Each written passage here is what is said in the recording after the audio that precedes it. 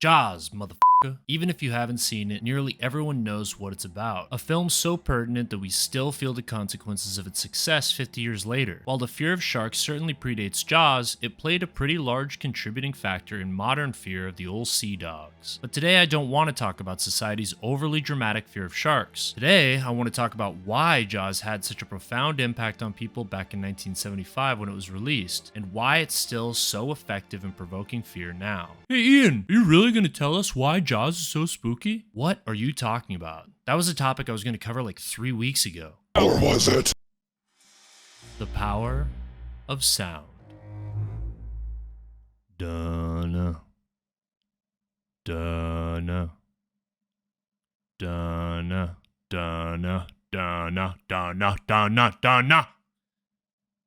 Every summer when I was a kid, it didn't matter if it was pond, pool, lake, or ocean, me and the boys were always swimming around, pretending to be sharks and making the Jaws sound. That little tune was known by all, even the amigos or amigas that hadn't seen the film. Everyone knew when they heard it, a potential shark was near. The question is, why? What was so powerful about this particular song that it left such a strong imprint? Well, the most obvious answer is it was composed by the legendary John Williams. If you're not sure who that is, that's okay. Let me tell you a little bit about him. His career spans 7 decades long and is responsible for some of the most well-known scores of all time. Star Wars,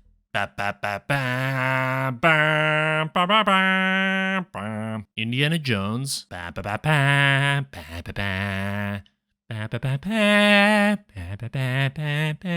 Jurassic Park, the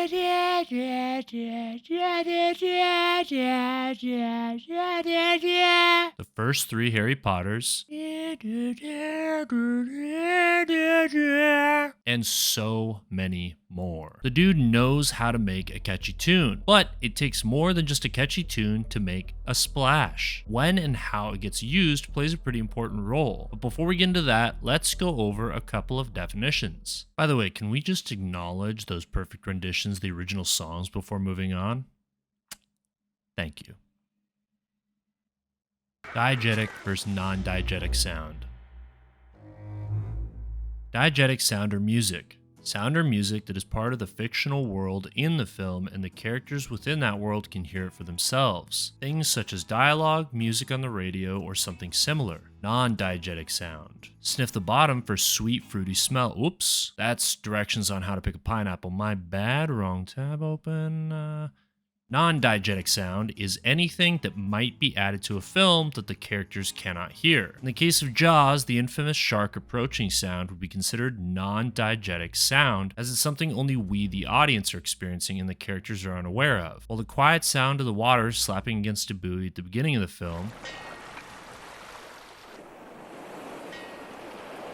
or the sound of the kids swimming in the background overlapping with the dialogue, we know all about you, Chief.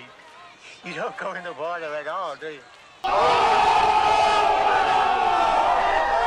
would be considered diegetic sound. The genius of John Williams. There's no easy way to say this, but John Williams has touched everyone. Wait, there's got to be a better way to say that.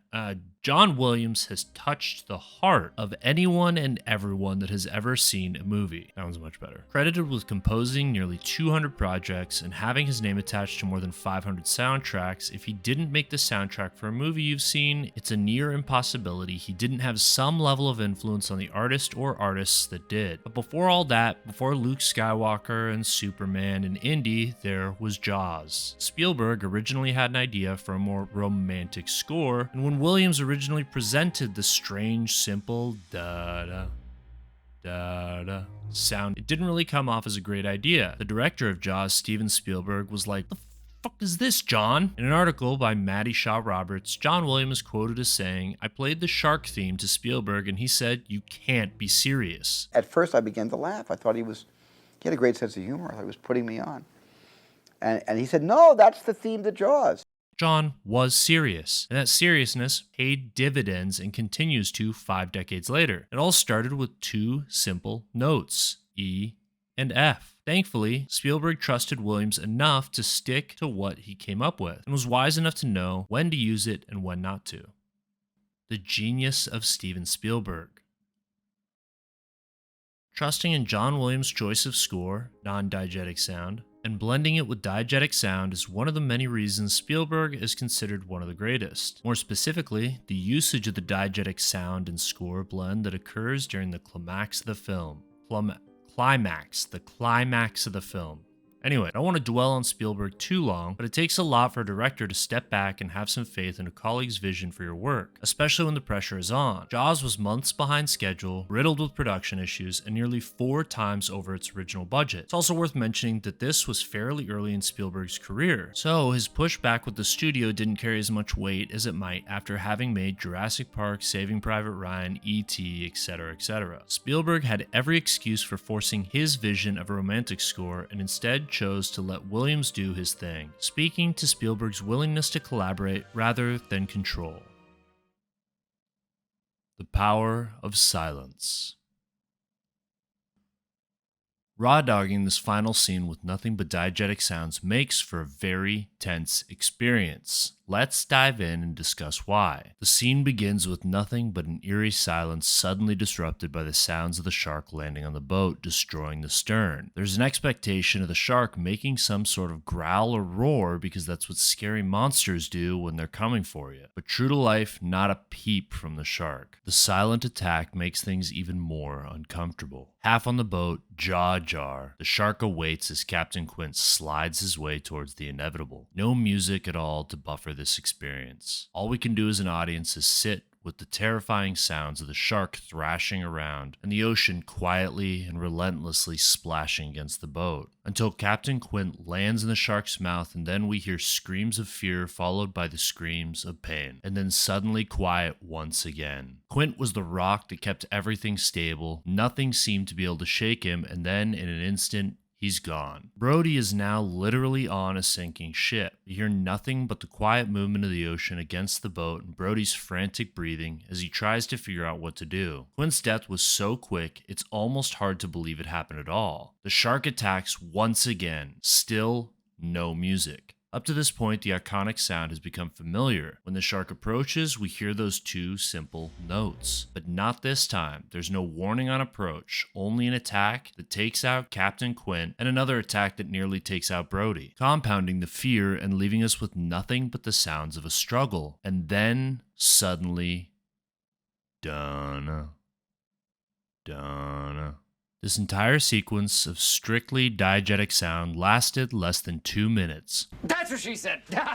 But it felt like it would go on forever. John Williams has said that using the score was to build tension as the shark is approaching or nearby, and followed this up with, when we do see the shark, we won't score him, so the audience doesn't see it coming. Applying that to the final scene leaves the audience feeling as though they're almost on the boat with Brody and the Cap. The sense of being overwhelmed and alone, just as Brody is what's allowed for Jaws to be so effective all these years later. Steven Spielberg has cited John Williams' score as at least half of Jaws' success, and with good reason. Williams' intuition to use his 1-2 note punch as the shark was creeping around and doing sneaky attacks built tension throughout the movie. And then, when it was time for Quint and Brody to face off against the shark, keeping things score-free during the first portion of the battle amplified it to the point of being unbearable, only to have that tension finally released with the final da-na-na-na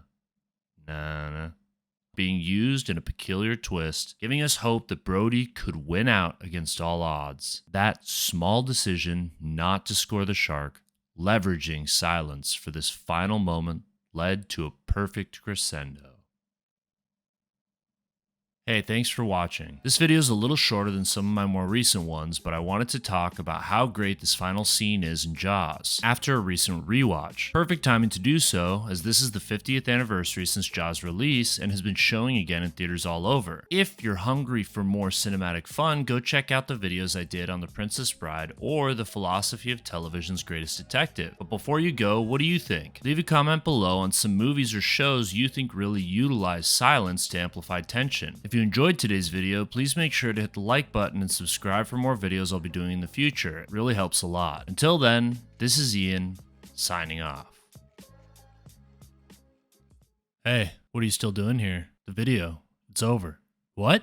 You want more? Alright, real quick. Here's a few fun facts about Jaws before you go. On set, Steven Spielberg and company nicknamed the shark Bruce, generously named after Steven Spielberg's lawyer. Captain Quint's monologue about surviving the shark attacks after the USS Indianapolis sank during World War II is based on a real occurrence. The USS Indianapolis was a Navy ship that transported some of the components for the first nuclear weapon used in combat, and was torpedoed by an Imperial Japanese Navy submarine during World War II on July 30th, 1945. 1,195 crewmen were aboard. 300 went down with the ship, and the remaining 890 died to dehydration, saltwater poisoning, and shark attacks, with only 316 ultimately surviving. Robert Shaw, who played Quint, and Richard Dreyfuss, who played Hooper, were rumored to be frequently butting heads on the set of Jaws, particularly after Dreyfuss threw out a bottle of bourbon Shaw had in his hand. You never throw out a man's booze. But after Shaw delivered his powerful monologue, it dramatically altered how Dreyfuss viewed Shaw, as a man and as an actor. To this day, he describes Robert Shaw as having been a complicated man, but a man who was undeniable. Alright, you've stayed long enough. It's time for you to go now. See you next time.